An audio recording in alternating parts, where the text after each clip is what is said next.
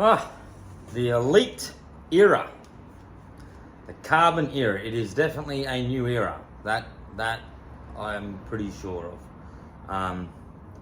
This bow, I've been waiting for. It's 20th of December, 2022, and I knew it was coming. So I've been watching some of the other reviews out of America about this bow, and I'm yet to see one that now I have the bow in my hand that I haven't agreed with so far.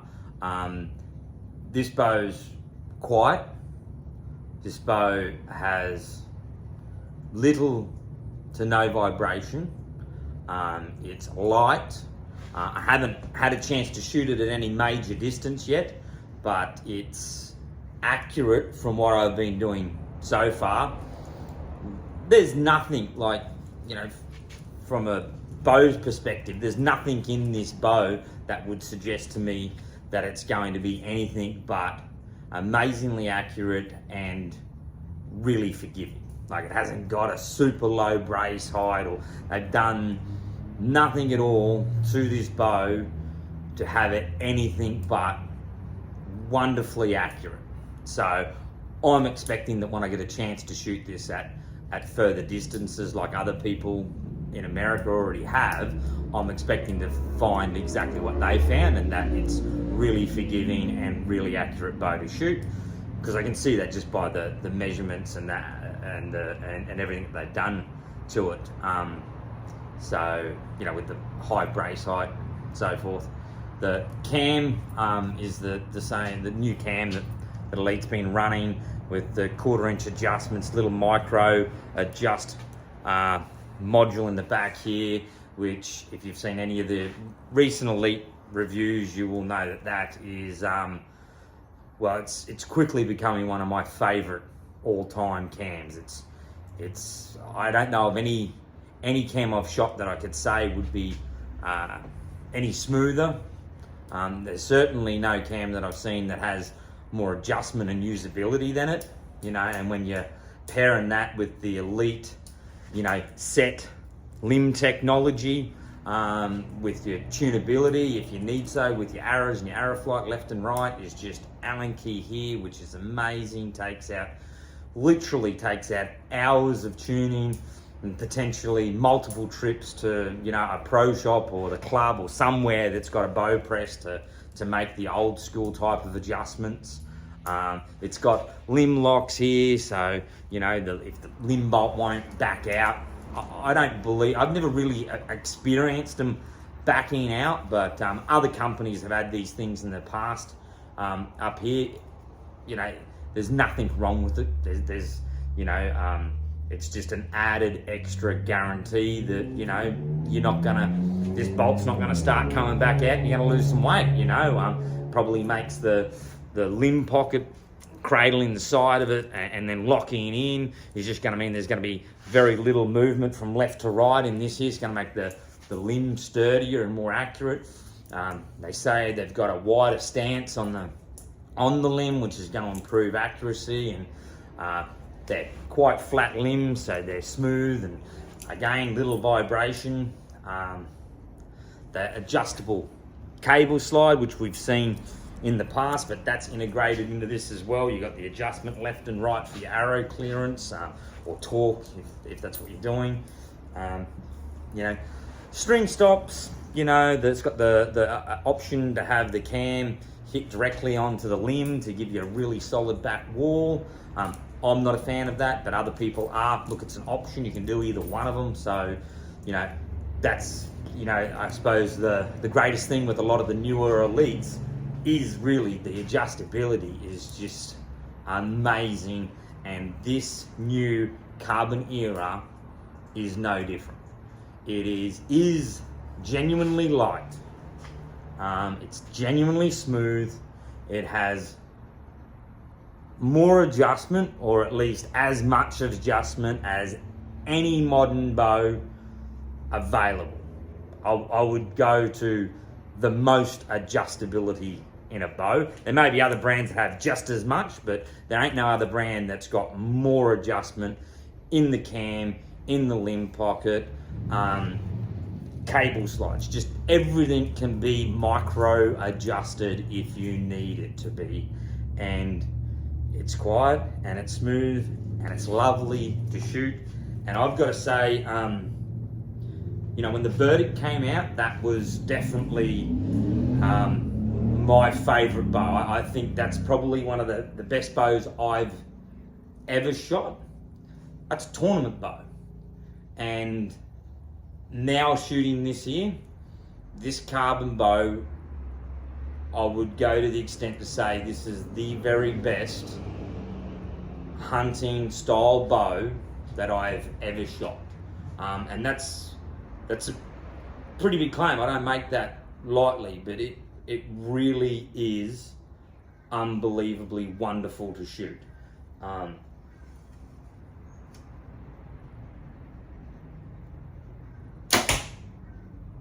I would like to shoot it a long distance, which I will when I get a chance. I'm going to shoot it at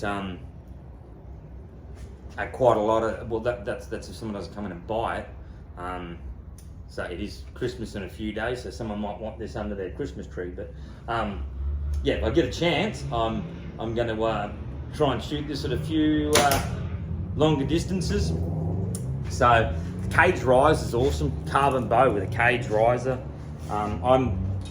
You know, when I first seen this bow, it looked big. It looked like this sort of looked, you know, really sort of chunky to me. And I was like, oh, you know, is it really going to be one of them carbon bows that's carbon, but, you know, really is almost just as heavy as the aluminium ones?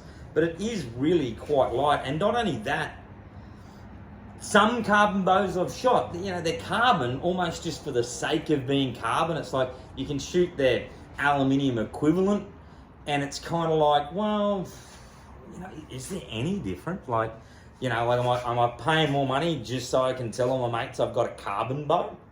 Because like the aluminium one sometimes feels better than some of the carbon versions. So that is not the case. Like this really has a very, very good, smooth feeling bow, which I wish I had a better descriptive word to explain how this bow feels to shoot. The vibration that's sort of not here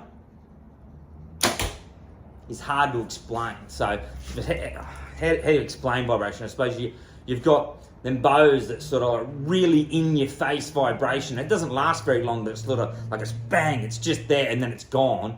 And then you have, I suppose, the other bows that are like, they're duller vibration, but the vibration kind of hangs around. Well, it's kind of like it feels more like that real dull second one, but it only hangs around. It hangs around for nothing. Like it's not even here. Matter of fact, some of the shots I make with my hand open, you know, which I believe most people who buy this bow will probably shoot with quite a relaxed open hand. I don't think I feel a lot of vibration like that. Like if I strangle it and hang on to it, you know, yeah, sure, I can feel vibration because I'm hanging on to it really, really tight, but I don't really think there's going to be a lot of people doing that. And like when I say this, like I'm saying this tongue in cheek, no, I don't think I've got a bow in my shop that's got less vibration than I couldn't name a bow that would have less vibration. Like there might be out there, you know, but it's definitely there's definitely very little to no vibration in the bow. And like I said, to even feel it, I've got to really hang on to the handle to feel any real vibration at all. Yeah, to be honest, when I got it out of the box, you know, it almost felt like a toy. Like it's like I was picking up a piece of styrofoam with some plastic around the outside, and it was like, oh, you know, really? But now I've kitted it out. This is with one of the Elite kits that they sell on some of their other bows. Yeah, so I've just threw that on there to have a few shots, and it's really, really impressed me. I was watching a video, one of the Elite videos from before, and one of the gentlemen in there said that like this was a bow from like a prototype from 2 years ago that he was showing in that video, and that easily wouldn't surprise me. That wouldn't surprise me at all that they've put quite a few years into this bow. I don't think you can get a bow like this is the first carbon bow Elite's done, and if we're being real, they're not allowed to get it this right. They're not allowed to do that. Like other companies have had multiple carbon bows, and they should be better at making carbon bows. It wouldn't be unreasonable to think that Elite's first carbon bow would be nice, but there's a little bit rough and they need to improve on a few things. But it's not. Like, it seems perfect. You'd think that this was a 7th or 8th, 9th generation carbon bow that Elite's been making for 10 years.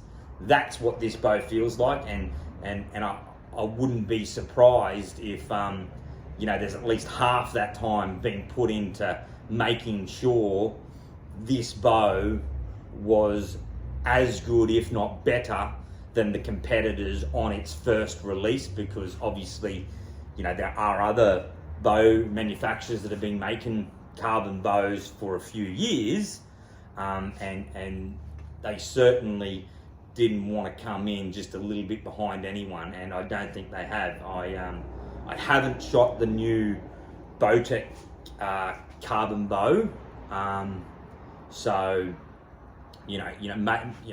maybe it's good, maybe it's better than this. I don't know. I haven't shot it. I would doubt it. I do believe this is the very best carbon bow I've ever shot, and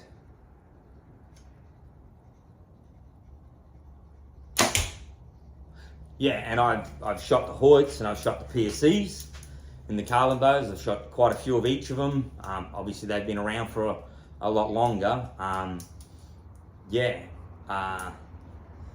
So I really don't know what else to say.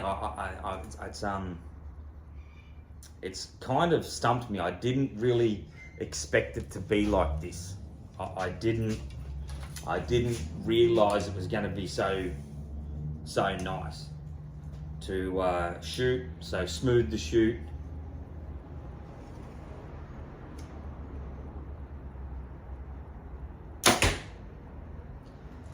Yeah, I'll give you a shot, give you a close up.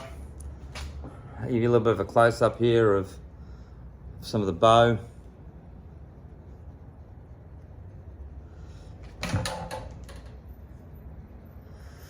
Yeah, so like that's the riser. They say it's handmade, hand layered carbon.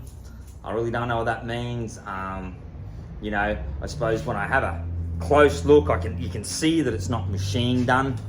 See, it's not like CNC machine. Like if you have a close look, maybe in there, you can sort of see the finish along here.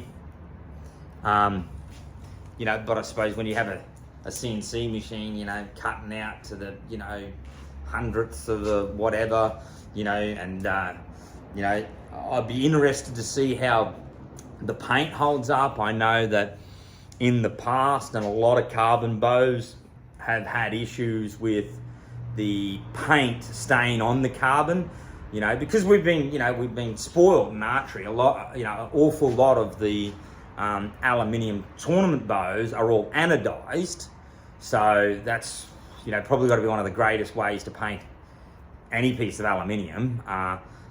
And then you got the camo. Most of the modern camos are all film dip, and they're very, very durable paint, and I suppose they've got that down pat. And I know in the past that some of the carbon bows, they wear, some of the paint can chip off of the carbon and things like that. Now, I have absolutely no idea, and I don't think no one's really going to know if Elite's got the paintwork right on this, and probably for a couple of years, to be honest. But that would be I'm curious to see how the paint holds up, compared to some of the other ones. So, I'm saying a lot. Yeah, I don't know what else to say. I don't know what else to say. Like, yeah, it's shoot one. Just go to your shop and shoot one, because I really can't. I can't really explain with words, exactly what it is, but it's different. It's definitely different. It's definitely nice. It definitely doesn't feel like an aluminium bow. It doesn't feel like really any of the carbon bows that I've shot in the past. Yeah, get down, have a go, have a shot. If you're in for a new bow, if you're in for a carbon bow or a new bow, and if you don't want one, a carbon bow, probably save some money and just get this one. Like, get one of these, like there. Yeah, pretty good. So, anyway, yeah, go through some details. So we got brace height is 7.25, axle to axle is 31.25, draw length is 25.5 to 31, mass weight is 3.95 pounds, speed is up to 336 feet a second. Yeah, get into it, have a crack.